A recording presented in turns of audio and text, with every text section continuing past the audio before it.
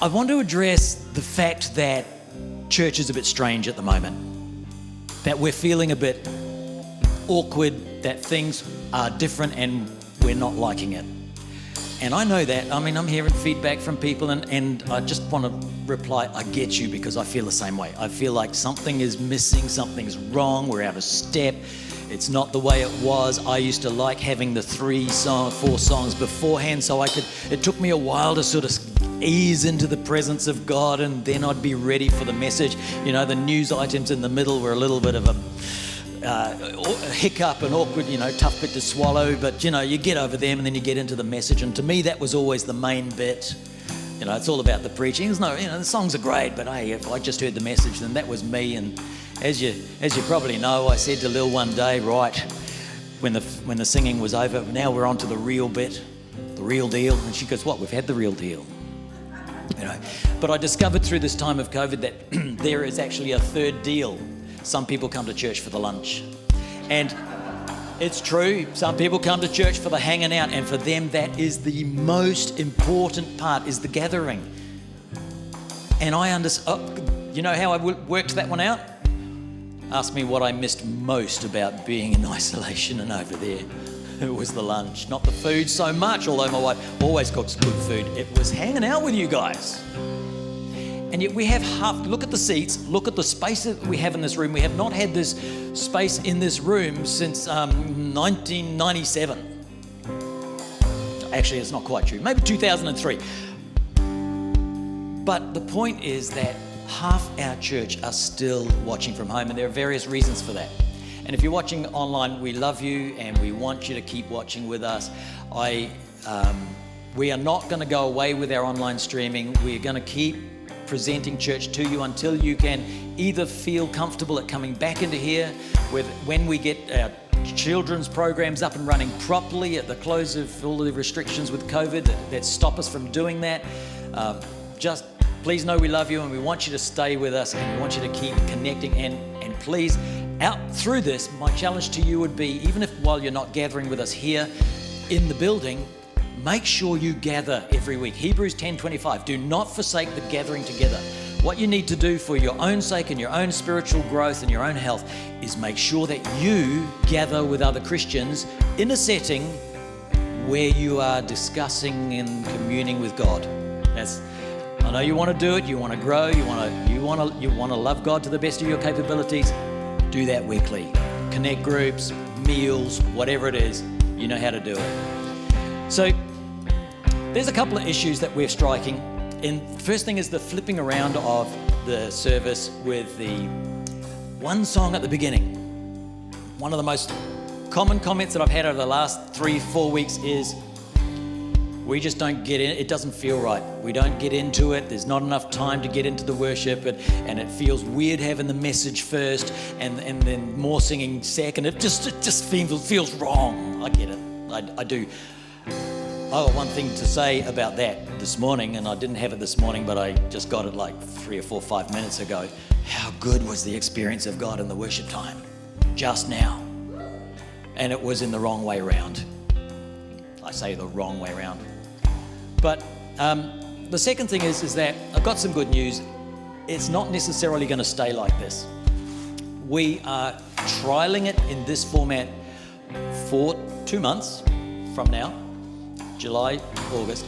And then there actually is another option where we focus on the online service at the second portion. So we do our length of singing first, and then we move into one song for online and into the message. And the reason is, COVID has changed church forever. What we must now be aware of is that many of our church people, many people around the world are going to watch church online. They are not actually going to come into a building. And I believe God's doing this.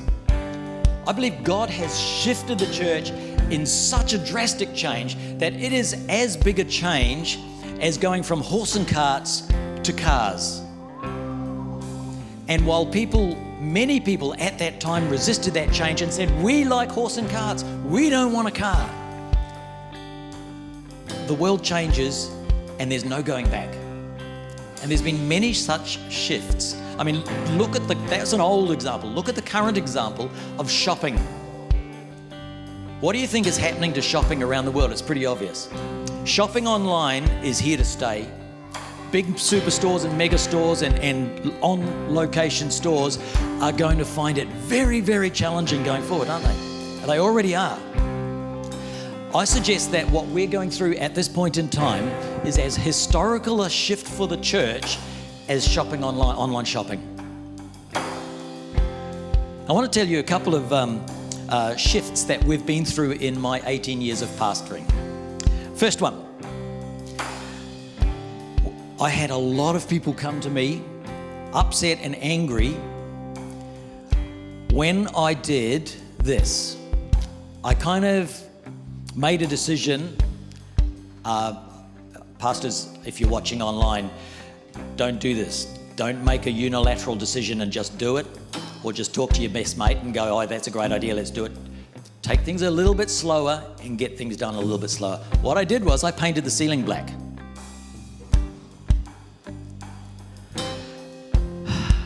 I'm glad to say that after 18 years, nobody remembers that. Nobody remembers the angst. They don't remember the upset. Okay, here's the second thing. Second thing that I did, and this time I was a little smarter. I took it to my board. And you know, we had big discussions over this, whether or not we were going to put up lights. Stage lights like this and coloured lights like that. No, what do we need lights for? Because I painted the ceiling black. What do you think? But that wasn't a really good reason. But who has come in here and go, oh no, they've got lights? We don't. Here's another one. This one I went to the board and then also sort of surveyed the church. So the church had a little bit to do with it. And this was a big issue 15 years ago. Biggest issue I struck all year. I'd done the ceiling black, I'd done the lights, you know, glutton for punishment. I wanted to make another change. I put FPOS in a church. And no joke, I did not know of any churches around Australia that had it. That's just talking about my knowledge. It didn't mean they didn't, I just didn't know any. So I say that to encourage you. Change, we don't like it. But I'll just ask your indulgence for a moment. Please be patient for two months. See what happens. And if nothing else, understand the why. The why is that we want to produce something that loves the rest of our family. We have half our family, church family, in this town still watching online. And we love them. And they are tithing into our church, they're supporting our church, they're gathering together, they're gathering as friends. We catch up during the week, they're your friends and mine. And we want to maintain something that works for them because we want to feed into everybody's spirituality. I actually believe that, as I said, church has changed for good forever. And if we do not embrace this change, in 10 to 20 years' time, I'm going to make a prediction here because this is part of my calling as a pastor, is that if you do my leadership styles and skills, I'm a visionary. It's just, I understand what God has given me. I'm not boasting. I'm just saying, look, I just understand the way God makes me work. I'm a visionary. I look way ahead. I always play the movie like 10, 20 years ahead. What will happen in 10, 20 years' time? 20 years ago, I played the movie ahead. What would our building look like in 10, 20 years? Well, we'd have bigger rooms and a playground. That was my vision back then because we need more space. And we see it start to happen. I predict that in 10 to 20 years' time, churches that do not embrace the change that COVID has brought upon us and seek to go back to the way it was before will be about as effective as the horse and cart when the car came in. Please don't do it. If you're watching me online, pastors, churches, don't try and get back to how it was before. Things have changed. Online church is an ongoing part of life in the world today, and I believe it's God's doing. Go with God. Go with what He's got for us. For example, I'll just give you one example that happened 2 days ago. Friday night we had group of people around. And one young lady said to me, let me preface this. First of all, we live in a transient town, and I'm very used to people turning up at church for the first time. Hi, Pastor, nice to meet you. Yes, we enjoyed your service. See you next Sunday. And then you don't see them next Sunday. You don't see them the following Sunday. And you might text them and say, oh yeah, no, we're going to X church. And the reason is that when you move to a new town, you go church shopping, right? Well, you want to find a church that suits you, and there is absolutely nothing wrong with that. I used to get, at the beginning, I got really disappointed and upset. But then after a while, I got to know when visitors are here, don't just go, yay, we've got a visitor, we've got someone new in our church. I didn't do that. I'd be bold. I'd go like, so you're new to town. Oh, well, if you decide to come back to us, great. But if you find another church elsewhere, there's this one and there's that one, and, go for gold. Find the place that you fit. I don't mind where you go to church as long as you go to church. I would say that sort of thing to people, and they'd be, you know what I'm doing. This is freaky. Friday night, this young lady, I'm sitting there chatting away with a group of people around, and she says, I decided to come to this church when I was still down in Perth. I said, really? She goes, yeah. I just got online and watched a mess. I liked what you preached about. I'm like, really? What did I preach about? She said, oh, it's when you're doing the David series. It was really interesting. So I decided I was coming here. And I had this light bulb moment. Church shopping has moved online. They're not even going to turn up anymore. They're going to shop online for church. And here's the thing, pastors, if you don't have an online front, an online face, they're not going to turn up at your church. So folks, my encouragement to you is, it's difficult, it's challenging, but just like you've gone through COVID and you've made changes, you've made adaptations, let's do that with church, and let's just chill, take our time, relax. The challenging thing over the next couple of years is that people are going to have to sort out what church they belong to and where to put their resources and where are they going to tithe. Because at the moment, I've got a friend in Perth who lost 2 of his best leaders because they decided during this time to join their South African church. Hey, we can join our church back in South Africa. So his leaders left his church, sent him a message, said, we're not coming to your church anymore, we're attending X church online. Took the tithes, sent them over there.